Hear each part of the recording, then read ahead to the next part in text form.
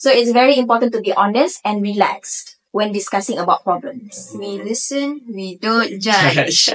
Are you sure?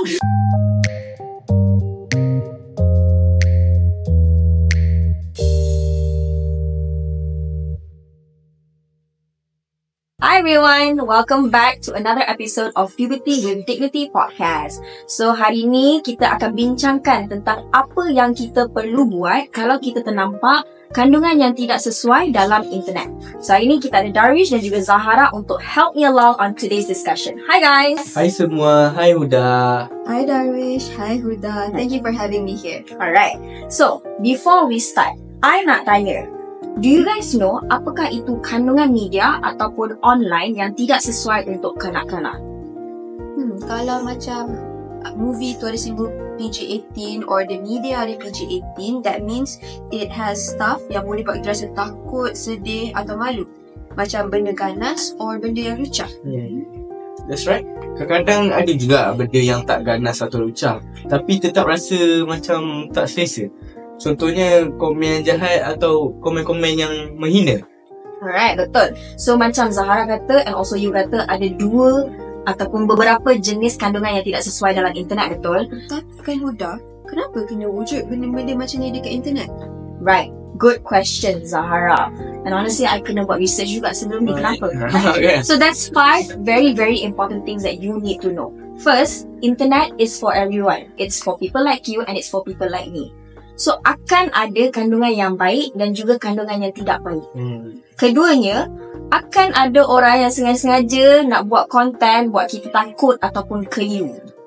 There will be people like that. Kenapa? Nanti kita tanya dia.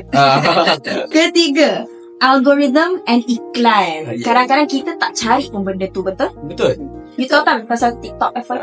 Betul. Kan? Kadang-kadang, you don't really watch those kind of contents, tapi dia pop up. Yes, betul. Because it's trending. Correct. Sure. Bagus, betul.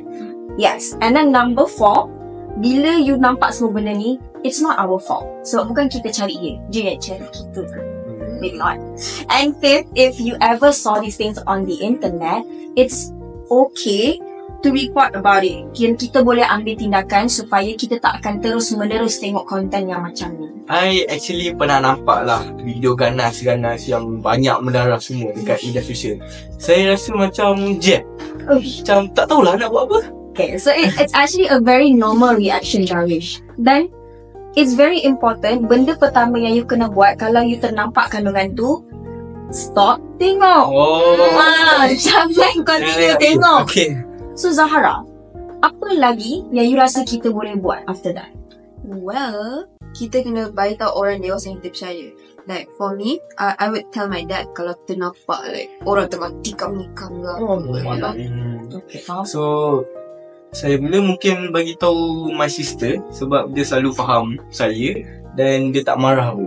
Right, okay, betul. Betul. Because you guys are at this age, sometimes kita tak tahu nak buat apa, betul tak? Betul. So first is jangan tengok dah. Jangan lah. Jangan tengok dah. Okay, Stop. last saya tengok. Last. Dan yang kedua, like you guys said, terus bagi tahu dewasa yang korang percaya. Second, when you dah nampak kandungan yang tak sesuai tu, jangan share dekat kawan-kawan. Sebab ianya boleh menyebabkan orang lain pula jadi rasa keliru ataupun takut. And last but not least, you juga boleh report the content itself. Report dekat platform tu. Contoh, if you nampak the image berdarah semua tu dekat Instagram, you boleh report dekat Instagram sebenarnya. And it's actually very easy. Okay, lepas saya tengok benda tak sesuai tu, kadang-kadang saya rasa risau sepanjang hari. That's a very normal feeling. I see. It's normal to feel that way. Sebab tengok kandungan macam tu memang akan buat kita rasa takut dan juga tak selesa. Yes. In some sort of way.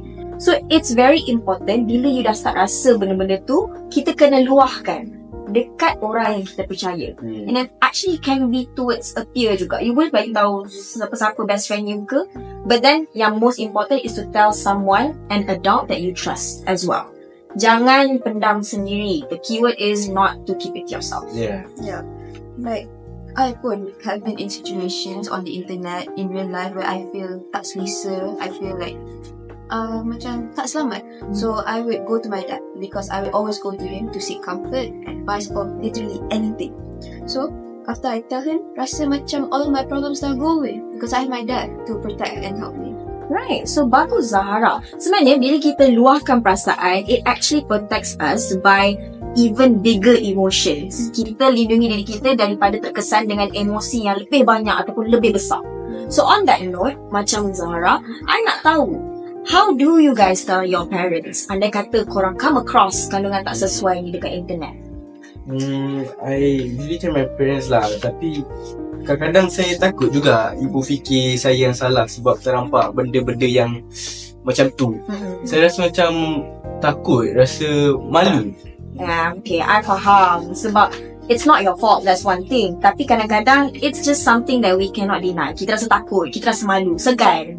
Yeah. Sometimes ada adults yang macam tak percaya apa berita apa semua tu. Things like it's our fault. Yeah, typical. And honestly, I faham sangat-sangat. I've been there juga. Yeah. So, kita kena ingat, mak ayah kita ada untuk membantu kita. By right. This is by proxy, okay? So, orang dewasa ada di sekeliling kita untuk membantu kita to figure out what to do next. And that is if diorang betul sayangkan kita dan juga kisah pasal kita.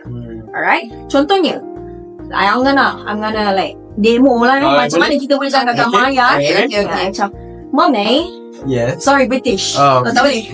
Mana boleh. Okay, so Mama, I saw something online. I nampak something online and it made me feel uncomfortable, tak selesa.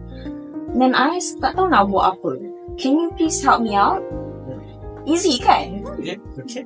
Kita bagi diorang peluang ke untuk bantu kita dulu sebelum mereka rasa marah gitu? Ya, betul. So, we don't judge. So, sebelum apa-apa terjadi, kita bagi diorang chance untuk membantu kita lah. So, it's very important. Bila kita jujur, insyaAllah, bila kita jujur, we are hopeful that diorang lebih mudah untuk faham kita. Betul tak? So, it's very important to be honest and relaxed when discussing about problems. We listen, we don't judge. Are you sure? Yeah. Alright, so lagi satu. Penting untuk tahu yang whenever, wherever, however, it's okay untuk minta tolong. Alright? And tak ada siapa patut lalui perasaan sedih ni seorang-seorang. Okay, Huda. Saya akan cuba lebih berani untuk bagi tahu my parents saya kalau ada apa-apa yang berlaku. Right. So, ingat, macam I ulang, jangan sedih seorang-seorang. It's not worth it. Ada ramai orang dewasa sekeliling yang ada sedia membantu awak. Thank you so much Darwish and Zahara kerana berkongsi pandangan you guys hari ini. Untuk pendengar semua, make sure utamakan keselamatan online dan beranikan diri untuk bercakap, berani ambil tindakan block dan juga report. Macam kita ulang juga, it's okay untuk minta tolong. Say with me, it's okay untuk minta tolong. Okay, so stay safe and positive. Thank you guys for being here with me today. Till next time, bye-bye. Bye semua. Bye, take care guys.